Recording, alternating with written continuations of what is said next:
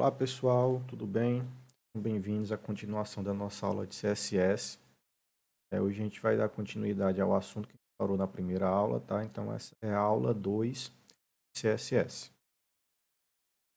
Bem, lembram que a gente viu como aplicar algumas regrinhas no CSS, né? Como atribuir algumas características de estilo aos elementos HTML. E agora a gente vai ver como aplicar comentários usando o CSS também, tá? Então você pode aplicar, você pode utilizar o barra asterisco, né? E terminar com barra asterisco para você comentar bloco de código em CSS, né? Tudo que tiver entre o barra asterisco e o asterisco barra vai ser ignorado pelo navegador na hora que ele estiver lendo aquele seu arquivo, tá? Então vejam que aqui ó, ele utilizou para fazer somente uma linha, aqui somente uma linha, mas a gente pode utilizar ele para pegar, por exemplo, várias linhas na sequência, tá? Mas sempre lembrando de abrir com barra asterisco, fechar com asterisco barra.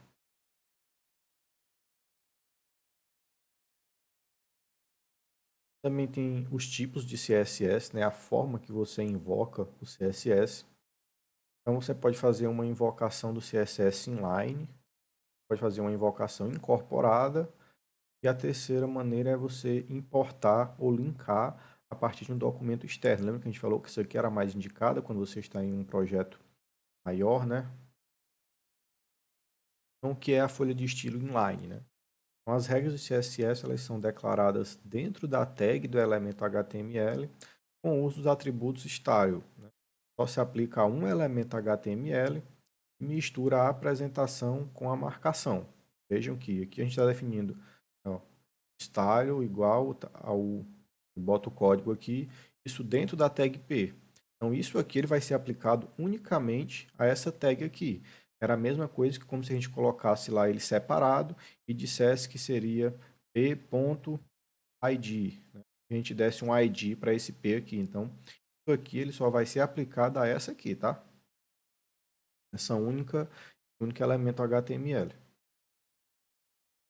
E a folha de estilo incorporada ou interna, né? Foi aquela que a gente fez um exemplozinho, né? Onde dentro da nossa tag head a gente abriu a tag style e dentro dela a gente colocou a nossa configuração CSS, certo? Mas dentro do mesmo arquivo HTML. Tá? Então essa é a incorporação de estilo incorporada ou interna. E a externa é quando você, dentro lá do head do HTML, ao invés de você colocar o código, você chama a tag link lá do HTML e diz o href, né? Ou seja, o endereço da folha. Então, ele vai buscar a folha estilo.css na mesma pasta onde esse arquivo HTML está. Ele vai carregar esse estilo.css, todo o código que tiver dentro dela, e vai incorporar dentro desse HTML aqui, tá?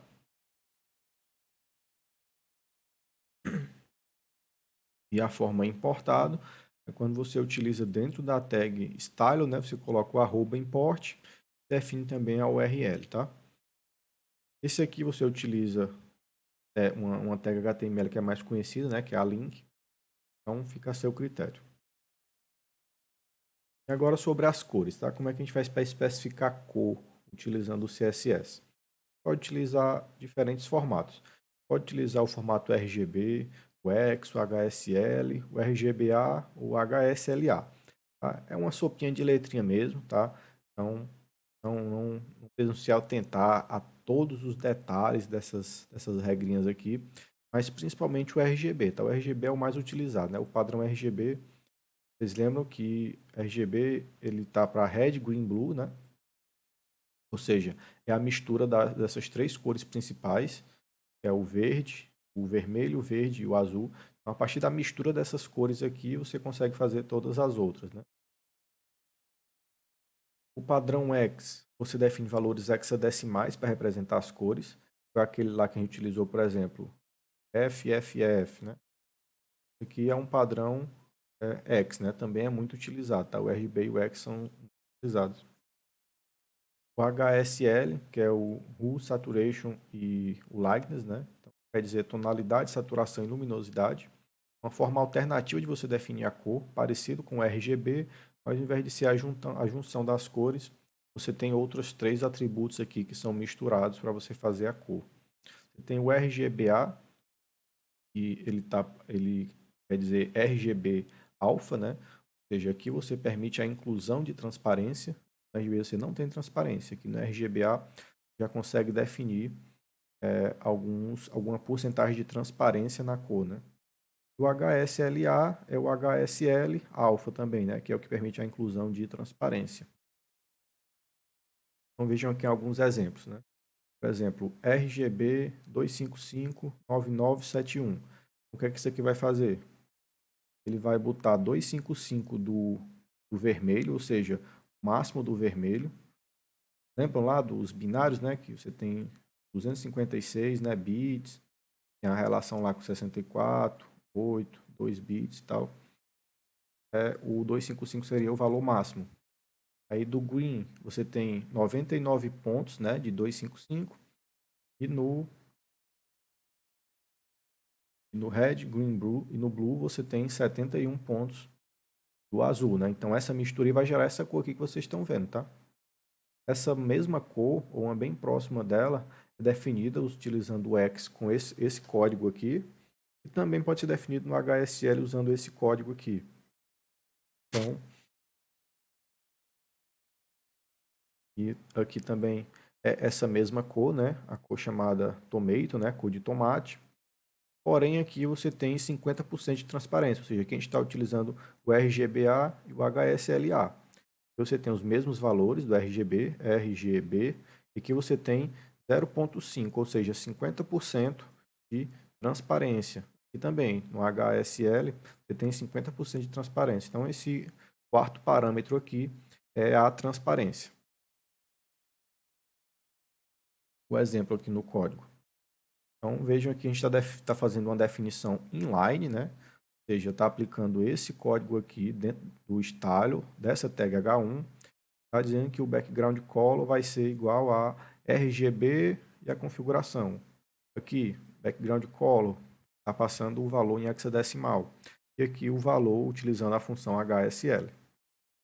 Já aqui embaixo a gente está utilizando o RGB alfa e o HSL alfa, passando os mesmos parâmetros aqui de cor, porém o quarto parágrafo ele representa a transparência. Então você pode definir a transparência aí entre 0 até 1, né? Ou seja, é como se fosse 0% até 100%. Tá?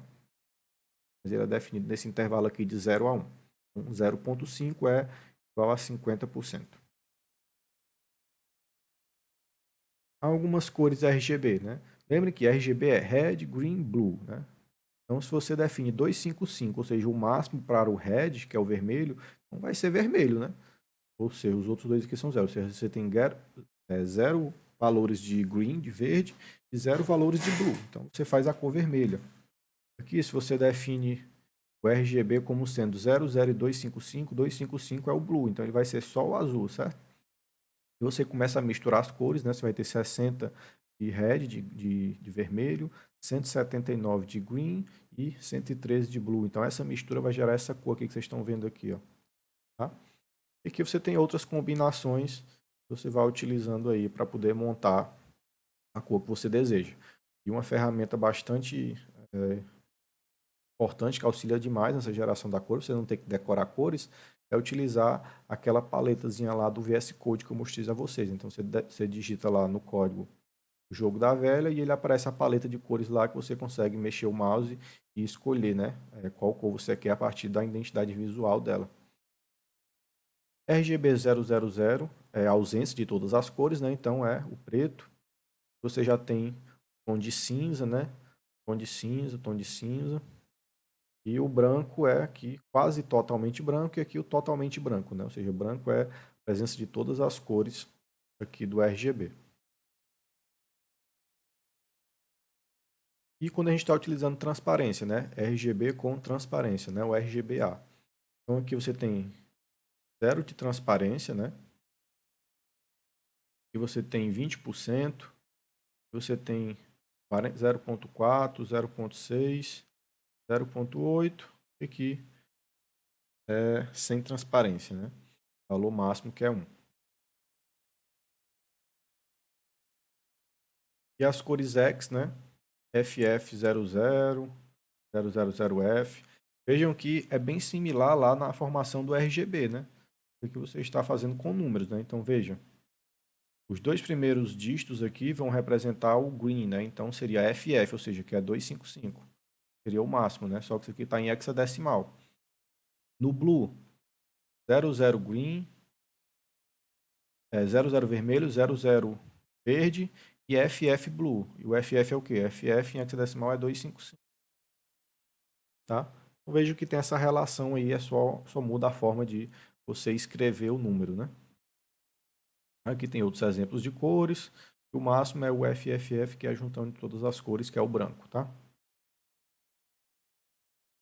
E as cores HSL, né? Você tem aqui outro conjunto aqui, exemplos de cores, né? Você pode utilizar para ir misturando os valores e chegar na cor que você deseja.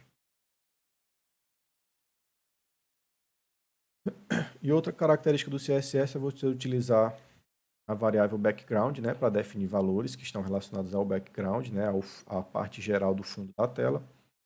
Então, o background color, ele vai definir a cor. O background image, ele vai definir uma image, né, uma imagem como sendo o background da sua tela, o plano de fundo da sua página HTML. Background repeat, que ele vai repetir uma imagem várias vezes, né, no background, a partir do tamanho da imagem ou do tamanho que você define que ele quer que seja renderizado e repetido. E o background attachments, ele permite que a imagem do background, né, possa rolar junto com a página ou ficar fixa, né? Então isso aí você também define utilizando o CSS. Vejam esse exemplo aqui, né? Aqui eu estou definindo o CSS desses três elementos, né? Veja, está dentro da tag style. Então, o H1 ele vai ter um background color verde. As divs, todas as divs, vai ter um background color light blue. Todas as tags P vai ter um background color yellow, né? Então, isso aqui é o nosso código. Vamos executar ele aqui para ver como ele fica. Vou abrir aqui o nosso exemplo aqui do CSS, vou apagar tudo. Alt Shift F para ele organizar melhor o código. Salvo. Vou executar aqui agora. Então vejam, né? Ó. Esse CSS Background Color exemplo é uma tag H1. A tag H1 ela vai ter um background color green. Background color green, né? Como eu não defini outras características, então ele bota o padrão, que seria a fonte preta, tá? Se eu definisse que é a fonte, ele iria mudar a fonte também, a cor da fonte, etc. Depois a gente tem uma div, né? E dentro dessa div a gente tem um elemento P. Então a gente definiu que a div ela vai ter um background color light blue, ou seja, toda a div aqui, tudo isso aqui é a div, tá? Ela vai ser o fundo azul, porém a gente especifica aqui dentro uma tag P. Quando a gente define essa tag P e essa tag P tem outra característica, essa característica mais interna, ela vai sobrepor a característica mais externa. Então, somente essa tag P aqui, ela vai receber o atributo background yellow, que é justamente o que está sendo mostrado aqui na tela, tá? Vou mudar aqui a cor dela aqui para red. Veja que aqui eu estou colocando somente o nome da cor, né? O VS Code automaticamente ele converte esse valor aqui para um valor hexadecimal também, por exemplo, tá? Ou o RGB, tá? Ele já mostra aqui, ó, que seria o FF00, né? Então ele faz essa conversão, facilita aí na visualização do código.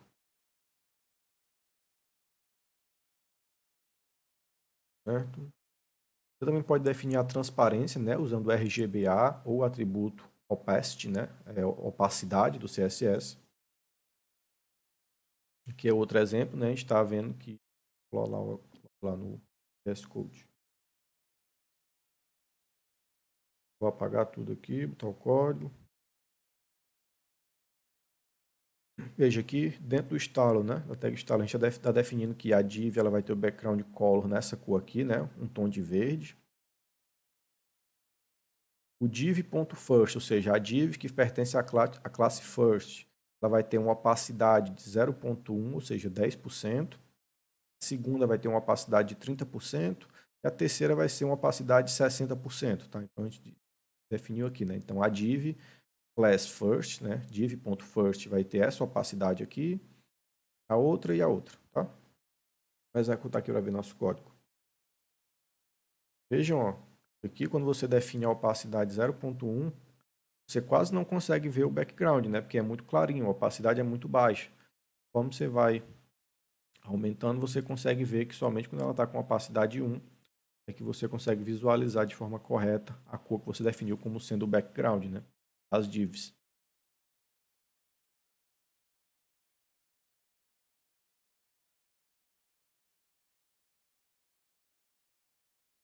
Div.first, tá certo, né?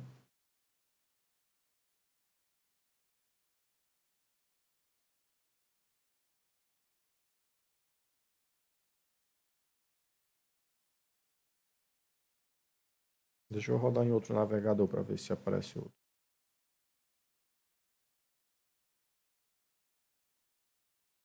Outra coisa, né?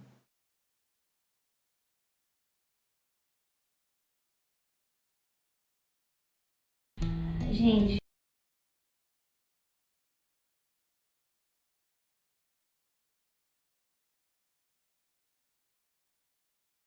Outra forma é você definir utilizando o background image, né? Ou seja, você vai definir uma imagem para ser parte do background. Você utiliza esse padrão aqui, né? O URL e o nome da imagem. Se ela estiver na mesma pasta, se tiver em outra pasta, tem que colocar a pasta barra, né? Se ele for entrando, ou então ponto ponto para voltar uma pasta. Tá? E aí, pessoal, testem esses exemplos aí no computador de vocês, tá? Para fixar bem o conhecimento. Com isso, a gente encerra essa segunda aula sobre CSS, tá? Obrigado, pessoal, e até a próxima. Na próxima aula a gente continua falando sobre o CSS. Valeu, tchau, tchau. Ó, pessoal, aquele exemplo da opacidade, ele não mostrou de forma correta no navegador, né? Pode acontecer por conta que quando você copia e cola o código lá do PowerPoint, ele acaba inserindo caracteres que são caracteres lixo, né? Então isso faz com que não seja executado de forma correta. Então a execução correta seria essa aqui, né? Opacidade com 10%, estão vendo? Opacidade 30%, 60% e opacidade 1, que é o default. Então vejam que ele vai ficando mais ou menos transparente, tá? O código é o mesmo, tá? Então se você digitar o código manualmente, ele vai funcionar, mas infelizmente copiar lá do PowerPoint deu errado, tá? Mas é o mesmo código, tá? If.first, né? E aqui define last first, coloca, tá? Mesmo código que eu mostrei anteriormente. Valeu, pessoal. Tchau, tchau.